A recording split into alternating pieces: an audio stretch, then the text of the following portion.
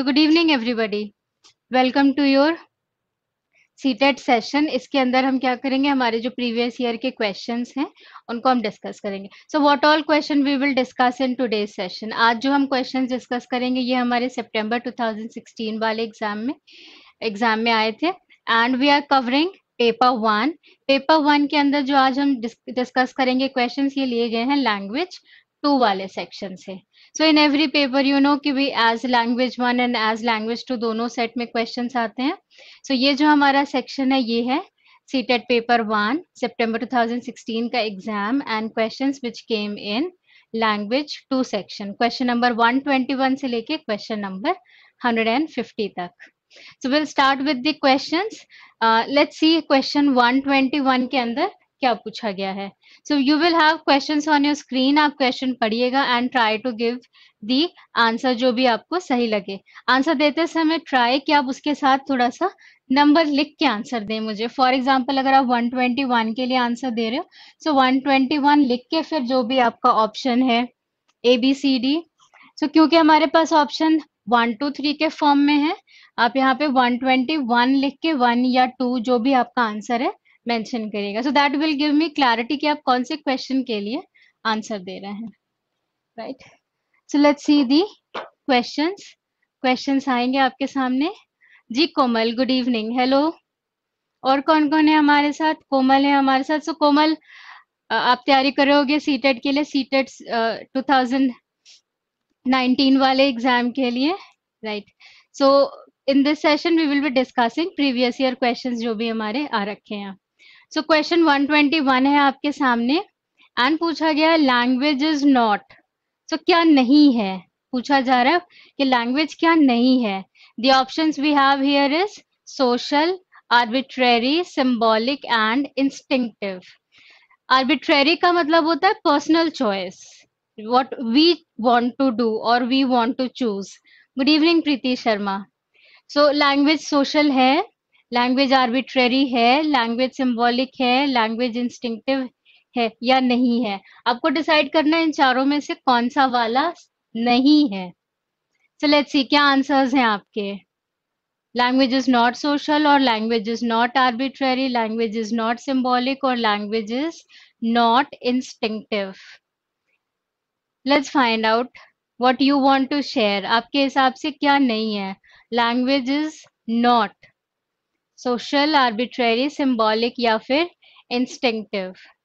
तो instinctive होता है instinct के basis पे, symbolic यानी symbols, arbitrary यानी personal choice and social यानी social और cultural norms का ध्यान रखा जाता है या नहीं रखा जाता language के अंदर।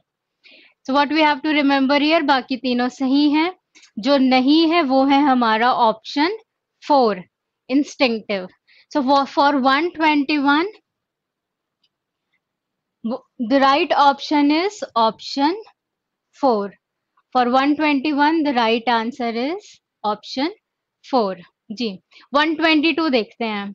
When language development is a deliberate and conscious effort, language is first option brushed up, second option learned, third option acquired and fourth option honed. So इन चारों में से कौन सा? When language development is deliberate, deliberate का मतलब होता है जानबूझ के, unconscious effort जहाँ पे आपको पता होता है कि मैं ये effort कर रहा हूँ या कर रही हूँ, that language is. So brushed up आपको पता नहीं है, honed भी आपको पता नहीं है, you have to decide between learned and acquired. Acquisition क्या होता है? अर्जन। लर्निंग क्या होता है? अधिगम। सो एक्विजिशन क्या होता है? When you acquire the language from your home or your environment. Learning is when you put effort towards learning that language. So 122 के लिए यहाँ पे जो सही आंसर है वो हो जाएगा learned। जब deliberate effort है, जब conscious effort है, वहां पे हमारा सही आंसर होगा learned. So 122 के लिए we can note down option 2 is correct. ठीक है, अगला सवाल देखते हैं। जी correct Vikas, correct Komal. Let's check question number 123। 123 में क्या पूछा जा रहा है? So what is a task in task based language learning? So task based language learning, इसके अंदर टास्क क्या है? What do we understand by the term task? A piece of work for the parents to do their children homework, यानी बच्चों का homework कौन करे? Parents करें. अ piece of activity for teachers to do in the classroom, so an activity जो teachers करें class के अंदर, क्या ये है task? A piece of work which exposes learners to language, एक ऐसी एक्टिविटी हो, ऐसा गेम हो जिससे learners will get the opportunity to communicate in English. या फिर fourth, a piece of work which enables learners to do an activity, ताकि वो सिर्फ एक्टिविटी करें. यानी यह फोर्थ वाला पॉइंट कह रहा है फिजिकल एस्पेक्ट के ऊपर, थर्ड वाला पॉइंट फोकस कर रहा है लैंग्वेज कम्युनिकेशन के ऊपर, सेकंड ऑप्शन फोकस कर रहा है टीचर की एक्टिविटी के ऊपर, और फर्स्ट वाला पॉइंट फोकस कर रहा है पेरेंट्स की एक्टिविटी के ऊपर. तो कौन सा? Thank you. सो 123 के लिए जल्दी से बताएं, पेरेंट्स, टीचर, लैंग्वेज का इन्वॉल्वमेंट या फिर जस्ट फिजिकल एक्टिविटी? टास्क का क्या मतलब है टास्क बेस्ड लैंग्वेज लर्निंग के अंदर? ओके, सो पिंटू का आंसर आ रखा है हमारे पास. और लोग कोशिश करें जी, फटाफट आंसर बताइए. देखिए कौन सा ऑप्शन आपको सही लग रहा है. सो पिंटू आपका आंसर करेक्ट है, आपने सही समझा इस वाले पॉइंट को. जी विकास, बिल्कुल correct. So correct Mukesh, right. तो सारा आप ऑब्जेक्टिव समझ रहे हैं कि भी लैंग्वेज की क्लास है, लैंग्वेज की पेडागोजी का क्वेश्चन आया हुआ है. So in language class if you are doing any activity, obviously our objective is to get involved our students so that they can participate or communicate and learn language. जाहिर सी बात है यही हमारा objective होगा. Correct Abbas, correct Mukesh ji. सो 123 के लिए option 3. Next question देखते हैं, क्वेश्चन 124. सो 124 में एक टर्म दिया गया है. गुड इवनिंग पविंदर जी. जी दीपक, करेक्ट आंसर दिया हुआ है आपने. सो कोशिश कीजिएगा क्वेश्चन नंबर के साथ आंसर दें, सो दैट मुझे पता रहे कि आप कौन से वाले क्वेश्चन के लिए आंसर दे रहे हैं, right. So 124, travelogue is a genre of. Travelogue क्या होता है? जब कोई ट्रैवल करता है और अपने एक्सपीरियंसेस को नोट डाउन करता है and that get published in the form of a book और get produced in the form of movie, travelogue कहेंगे. But since here we are dealing with the language, so यहाँ पे travelogue क्या represent कर रहा है? A book about places visited. Travelogue यहाँ पे क्या रिप्रेजेंट कर रहा है? A book which includes certain places जहाँ पे कोई विजिट करा है. So is a genre of bibliography, literature, poetry, criticism. कौन सा वाला 124 के लिए? ओके, सो हमारे पास एक आंसर आ रखा है मुकेश का, और लोग जल्दी से ट्राई करें. 124 के लिए which option?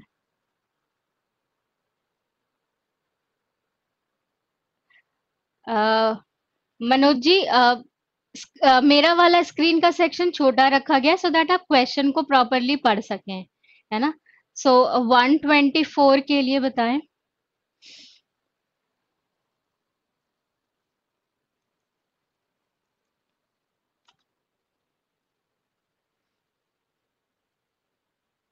Okay, so let's say हमारे पास आंसर है मुकेश का, हमारे पास आंसर है विकास जी का, अपर्णा ने भी आंसर दिया हुआ है, दीपक ने भी आंसर दिया हुआ है.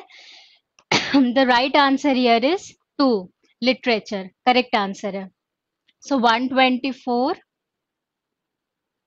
2 करेक्ट है. Now let's check question 125. जी अब्बास, करेक्ट है. Travelogue is a genre of literature, क्योंकि बुक पब्लिश हो रही है सो आप उसको लिटरेचर का पार्ट इंक्लूड कर सकते हो. जी correct Nisha. 125, the most important aspect of an effective language classroom is to provide learners with an opportunity to. बहुत आसान सा क्वेश्चन है, बहुत ही सिंपल, बहुत घुमा फिरा के कुछ नहीं पूछा गया, वह सिंपल आपसे पूछा जा रहा है कि इफेक्टिव लैंग्वेज क्लासरूम. क्लासरूम कैसा? लैंग्वेज का. और लैंग्वेज की क्लासरूम कैसी? इफेक्टिव. आप बच्चों को क्या अपॉर्चुनिटी देंगे? एक दूसरे के काम में इंटरफेयर करें, एक दूसरे को असेस करें. यहाँ पे असेस का मतलब है असेसमेंट और इवैल्यूएशन. एक दूसरे की नकल उतारें, इमिटेट करें या इंटरैक्ट करें? आप किस चीज की अपॉर्चुनिटी देंगे बच्चों को फॉर क्वेश्चन 125? जी मुकेश जी करेक्ट आंसर दे रहे हैं। Vikas correct, Aparna correct, exactly Vikas. So सबसे ज्यादा यहाँ पे जो सही ऑप्शन है वो है हमारा इंटरैक्ट, क्योंकि जितना ज्यादा से ज्यादा इंटरैक्शन करेंगे स्टूडेंट्स, उनको क्या है, they will develop their skills. So we know English. Why do we need a language? We need language for communication, and communication involves development of four basic skills: one listening skill, speaking skill, reading skill and writing skill. So अब बच्चों के ये चारों skills कब develop होंगे? जब उनको आपस में interact करने का मौका मिलेगा. That will develop their vocabulary, that will develop their pronunciation, that will develop their sentence formation skill. भी जब एक दूसरे को सुनेंगे तो उन्हें पता चलेगा कि हाँ भाई इस तरीके से बेहतर सेंटेंसेस कैसे बनाए जा सकते हैं। करेक्ट है। सो 125 के लिए बिल्कुल अब्बास जी ने करेक्ट बताया, मनोज आपने भी करेक्ट बताया हुआ है, Nisha very correct. So 125 option 4। We will give them opportunity to interact because that's the main objective of a language classroom. Language की क्लास है, सो आप क्या डेवलप करेंगे? कम्युनिकेशन, और कम्युनिकेशन के अंदर 4 basic skills, listening, speaking, reading and writing, और वो तभी होगा जब बच्चों को इंटरेक्ट करने का मौका मिलेगा। करेक्ट है। अगला क्वेश्चन देखें 126। So let's check the next question. 126 में क्या पूछा गया है? A teacher of class 5th, so class 5th है, प्राइमरी क्लास की बात हो रही है। A teacher of class 5th is practicing interactive listening, comma के अंदर है, पूरा ध्यान देना है आपको। Interactive listening in the class. She should focus on, किस चीज पे ध्यान देंगे?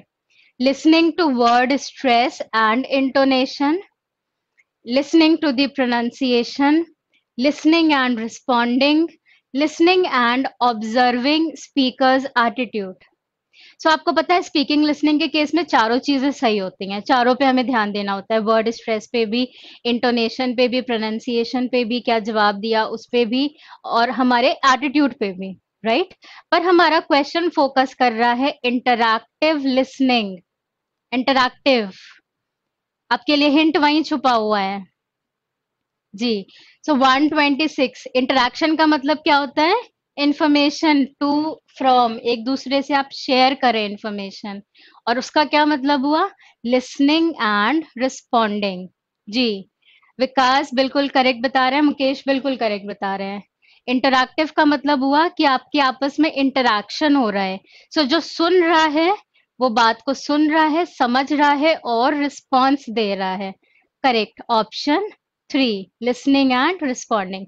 सो 126 के लिए राइट ऑप्शन इज ऑप्शन 3 जी। अगला क्वेश्चन देखते हैं, क्वेश्चन 127। जी मनोज, निशा, दीपक करेक्ट बता रहे हैं। तो ध्यान देंगे अगले क्वेश्चन पे। We are having question 127। A word with same spelling. So interesting सवाल है और ये आपको थोड़ा सा कंफ्यूज भी कर सकता है। So a word with same spelling and same pronunciation as another but with a different meaning is an. ये क्या होता है? होमोफोन है, एंटोनिम है, सिनोनिम है या फिर होमोनिम है? सो आपको चारों चीजें पता होनी चाहिए। Question is saying a word with same spelling, यानी ब्रांच और ब्रांच, बार्क और bark, same spelling and same pronunciation, यानी उसको प्रोनाउंस भी उस एक ही तरीके से किया जाएगा as another but having a different meaning is an, right? So अगर ये ऑप्शन नहीं दिए होते, let's say we are not having these 4 option, so obviously हम क्या कहते हैं कि दिस इज होमोग्राफ। होमोग्राफ के अंदर क्या होता है? Words having same spelling and same pronunciation but different meaning. जैसे एक ब्रांच होता है ट्री वाला ब्रांच, और एक ब्रांच होता है सेंटर वाला ब्रांच, की आईसीआईसीआई की ब्रांचेस यहाँ यहाँ और यहाँ है, और पेड़ के अंदर इतनी सारी ब्रांचेस हैं जिसपे फ्लावर्स उगते हैं। सो ये होमोग्राफ कहलाते हैं। But we are not having that option, हमारे पास होमोग्राफ नहीं दिया हुआ है। सो अब हमको क्रॉस आउट करना पड़ेगा कि भाई ये तो बिल्कुल ही नहीं, ये तो बिल्कुल नहीं, ये काम चल जाएगा। ठीक है। सो होमोफोन, होमोफोन के अंदर क्या होता है, प्रोनाउंसिएशन सेम होता है बट स्पेलिंग सेम नहीं होती। जी विकास, आई नो कि ये क्वेश्चन में कंफ्यूजन होता है। सो मैं आपको यहाँ पे बता देती हूँ, होमोफोन्स, होमोफोन्स क्या होते हैं, they have same pronunciation but different spellings. For example, site, site and site. So ये site होता है place वाला site, ये site होता है कोट करते हैं जब आप किसी को, citation वो वाला site, और SIGST साइट होता है विजन वाला साइट। ये होते हैं होमोफोन्स। होमोग्राफ होते हैं जहां पे स्पेलिंग सेम होती है। सो बैंक जहां पैसे जमा होते हैं, और बैंक रिवर वाला, ब्रांच ट्री वाला, और ब्रांच सेंटर वाला, ये होते हैं होमोग्राफ। और इन दोनों को कॉमनली कहा जाता है homonym. They are commonly known as homonym. So antonym होता है ऑपोजिट मीनिंग, क्रॉस कर देंगे। सिनोनिम होता है सेम मीनिंग, क्रॉस कर देंगे। होमोफोन आपको पता है नहीं, क्योंकि क्वेश्चन में लिखा है same spelling and same pronunciation, उसको भी क्रॉस कर देंगे। इन दोनों को किस कैटेगरी में जोड़ा जाता है, होमोनिम के अंदर। सो मे बी इसके अंदर क्योंकि होमोग्राफ होता है, दिस कैन बी कंसिडर्ड। सो हमारा ऑप्शन यहाँ पे सही होगा होमोनिम, ऑप्शन 4। तो सही आंसर दिया हुआ है दीपक ने। मनोज और पिंटू, होमोफोन इसलिए नहीं क्योंकि होमोफोन में स्पेलिंग डिफरेंट होती है, and our question is clearly saying same spelling and same pronunciation, है ना, इस वजह से 127 का सही है option 4। Done.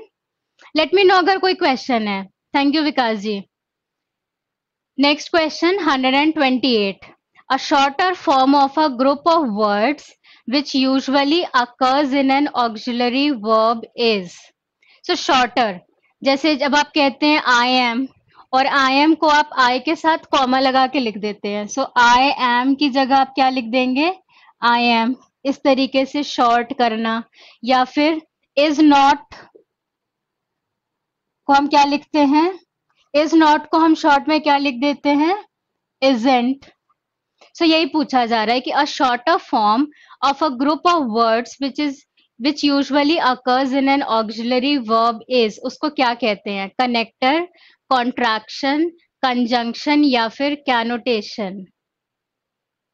Hello Amit ji. सो क्या कहेंगे हम उसको, कनेक्टर नहीं, कंजंक्शन नहीं क्योंकि वो दूसरे वर्ड्स होते हैं, एंड सो बिकॉज जो दो वर्ड्स को, दो क्लॉजेस को या दो फ्रेजेस को जोड़ते हैं। सो कंजंक्शन भी नहीं, कोनोटेशन भी नहीं। The right answer here will be contraction. 128, ऐसे वालों को हम क्या कहते हैं, जो शॉर्ट में जोड़ के लिखा जाता है, इसको हम कहते हैं contraction. So 128 right answer is option 2, contraction कहेंगे हम इनको।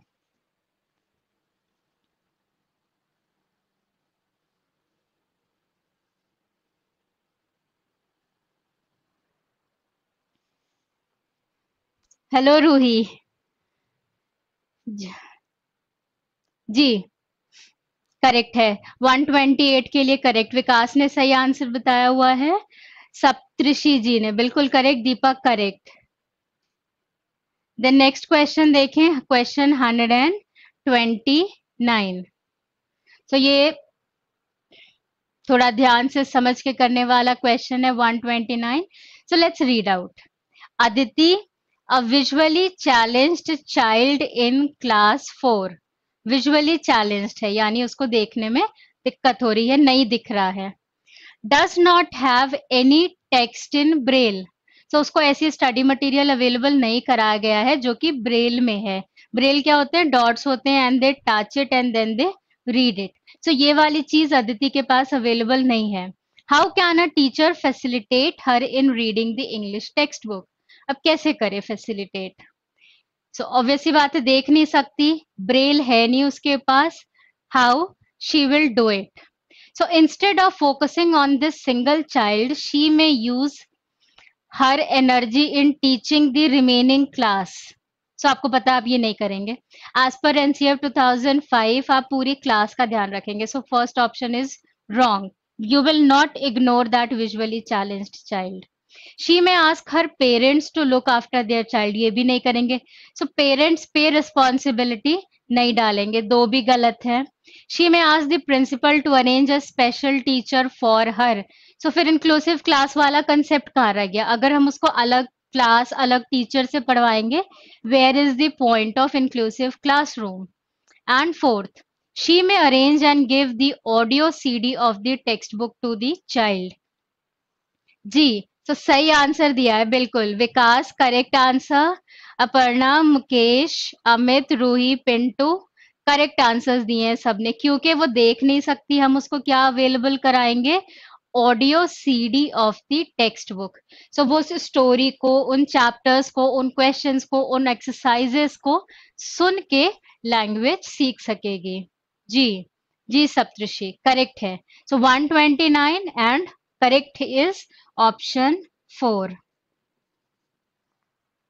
तो ये बाकी तीनों नेगेटिव हैं. इंक्लूसिव क्लासरूम का कंसेप्ट ही नहीं आएगा अगर आप कहोगे कि भाई अलग क्लास में पढ़ा दो, या पेरेंट्स को कह देंगे कि भाई आप अपने आप समझो, या हम वो क्लास के अंदर उसको टोटली इग्नोर कर देंगे. अगर हम इग्नोर करेंगे that will hamper that child's motivation. और जब वो मोटिवेटेड ही नहीं होगी, वो आपका लैंग्वेज कैसे सीखेगी? है ना? सो 1, 2 एंड 3 नहीं, 4 सही होगा. अगला क्वेश्चन देखते हैं. 130. So 130 is focusing on poetry teaching, कि जो हमारा poetry teaching है उसको किस तरीके से यूटिलाइज किया जा सकता है. जी मनोज करेक्ट आंसर दिया आपने. Poetry teaching is generally meant for learning punctuation, enjoyment and appreciation, language learning, learning grammar. So I'll not explain this question, but I'm expecting right answers. So poetry teaching, poetry आप समझ रहे हैं, poem, कविताएं. So what's the point of teaching poetry? हम क्यों पढ़ाएंगे? Punctuation सिखाने के लिए, कॉमा, फुल स्टॉप, ये सब. कहाँ कैपिटल लिखना है, कहाँ स्मॉल लिखना है. एंजॉयमेंट और एप्रिसिएशन के लिए, लैंग्वेज सिखाने के लिए, या फिर ग्रामर सिखाने के लिए. 130. ओके सो हमारे पास आंसर है. विकास का आ रखा है, सप्तऋषि जी, मुकेश ने आंसर दे रखा है, रोही ने दिया हुआ है, विकास ने भी आंसर दिया हुआ है. Okay Amit. So correct answer दिया आप सबने, एंजॉयमेंट एंड एप्रिसिएशन. करेक्ट रोही. यस, तो सही आंसर्स बताए गए हैं. The right option is enjoyment and appreciation. Grammar के सिखाने के लिए हम सिंटेक्स पे फोकस करेंगे, grammatically correct sentence. Poem is not based on correct use of grammar. Poet के अंदर आप फिगर ऑफ स्पीचेस यूज करते हैं, आप राइम स्कीम्स मिला रहे होते हैं, सो वहां पे बहुत ज्यादा ग्रामर के ऊपर फोकस नहीं होता है, एंड पंक्चुएशन भी नहीं, क्योंकि वहां पे बिल्कुल करेक्ट पंक्चुएशन पोयम से नहीं सीखने को मिलेगा. So here is 2, enjoyment and appreciation.